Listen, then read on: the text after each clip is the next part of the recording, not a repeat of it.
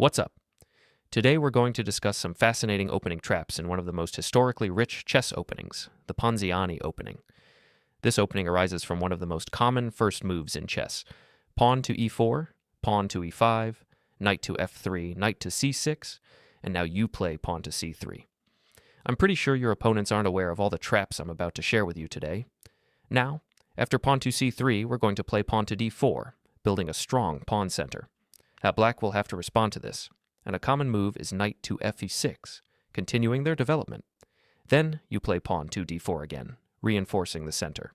We'll discuss Black's main response in a moment, but first, let me show you what often happens when your opponent is unprepared for this particular opening system.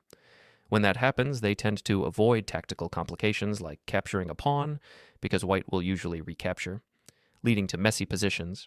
That's why sometimes your opponents will play a simple and solid move, pawn to d6.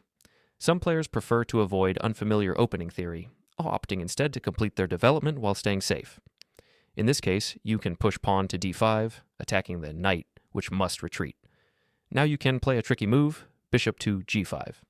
At first glance, it looks like a simple developing move, possibly aiming to pin a piece along the diagonal.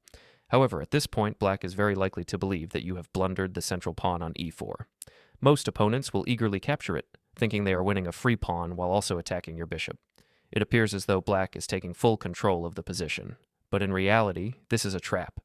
You can now play queen to a4, delivering a double attack on the king and the knight. As a result, Black is in serious trouble and in many cases may have no choice but to resign immediately. The great thing about this trap is that you set it up naturally as part of your development. Even if Black doesn't fall for it, you can simply continue playing and you'll still have a strong position. This move gives white exactly what they want: a strong center and an additional tempo. However, it's hard to explain why so many players still choose to play bishop to c5. Because this mistake is so common, you could almost call it a trap in itself. Now, let me show you how to punish Black for playing bishop to c5. Once again, when your opponent makes this rather questionable move, white should respond with pawn to d4, gaining central control while attacking the bishop. This position resembles the Italian game, but with an extra tempo for white. And since the Italian game is already a strong opening for white, having an extra tempo makes it even better. Playing this position with an extra tempo is simply winning for white. So here, white is already in a winning position. Now, let's return to the Ponziani opening and see what happens next. At this point, your pawn is attacking Black's bishop and pawn, so they will likely trade. You then recapture, renewing the threat to the bishop. In response, Black will typically play bishop to b4, pinning the knight. Now you continue with knight to c3. At this point, Black will make a move. It doesn't matter too much, but let's say they play knight to f6, though knight to c6 is actually the most played move. Here you have another strong option, pawn to d5, immediately seizing control of the center and challenging Black's position. Now you take advantage of the fact that your knight is controlling the key square, preventing Black's knight from advancing. Since the knight is also under attack by your pawn, it must retreat, either to bishop 8 or a 7, both of which are very passive squares. Meanwhile, white gains even more space, further strengthening the central pawn structure. You already have a dominant position, with strong pawns in the center, open lines for your pieces, and excellent control over the board. Now, white continues development by playing bishop to d3. Here's something interesting. The most played move by Black in this position is pawn to d6, which we'll analyze next. It's easy to understand why Black plays pawn to d6 in this position. Without this move, white might consider playing pawn to a5 in the near future, attacking the knight and gaining even more space. Black anticipates this threat and plays pawn to d6 to prevent it while also opening the diagonal for their light-squared bishop. While this move seems reasonable, there is one major problem. Black loses immediately after queen to a forecheck. This move delivers a check to the king, while simultaneously attacking the bishop on b4. As a result, white simply captures the bishop for free. The best part about this trap is that it's incredibly common, meaning your opponents are very likely to fall for it. But even if they don't, white still has a strategically winning position, with strong central control and excellent piece activity. Anyway, thanks to our strong center and complete domination, we have a great position. Now let's move on to the main line. The most common response from Black is knight to f6. After white pushes in the center with pawn to e4, Black captures white's central pawn on e4 with their knight. Now, even though white could potentially recapture the pawn in the center, it's actually stronger to push the pawn forward and use this opportunity to drive the knight back. After the knight retreats, you can recapture the pawn on e5.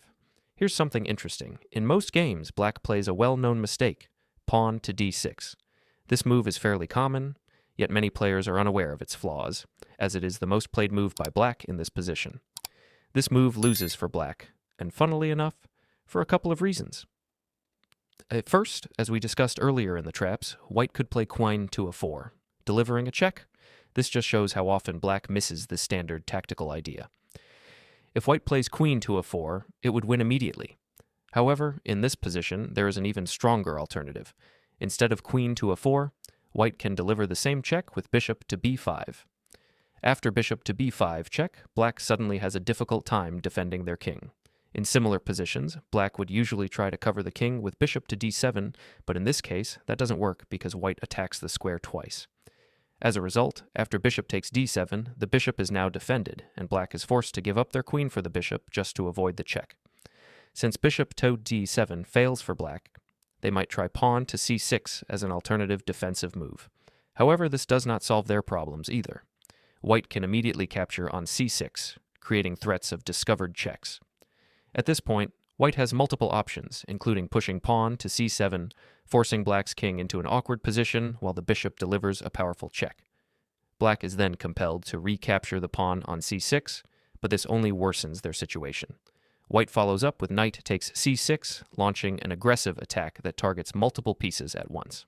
Black's position begins to crumble, as the knight, the queen, and the king are all under immediate pressure. In response, black often plays queen to b6, attempting to add some defensive resources to their position. However, this move does little to improve their standing. If black tries to recapture material here, they fall into a devastating triple attack, where white simultaneously threatens the king, rook, and knight.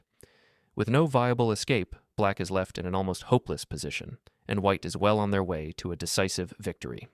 That's why black cannot recapture. In most games, black responds with queen to b6, trying to complicate the situation, but this move doesn't work. The best course of action for white is to move the knight back, which is the simplest way to continue the attack. This move renews the check on black's king, forcing it to move. As a result of this tactical maneuver, white is now a piece up, and black's king is in a precarious position. Without the ability to castle, black is forced to leave the king exposed in the center, making it vulnerable to further attacks. Moreover, black's knight on e4 becomes weak, and overall, their position begins to collapse. From here, white can continue pressing the attack, targeting black's vulnerable king. With a central weakness and black's scattered pieces, white is in a dominant position and will likely win the game with ease. I hope you understand all variation. If you found this video helpful, then like and subscribe. Thanks for watching. See you on the next one.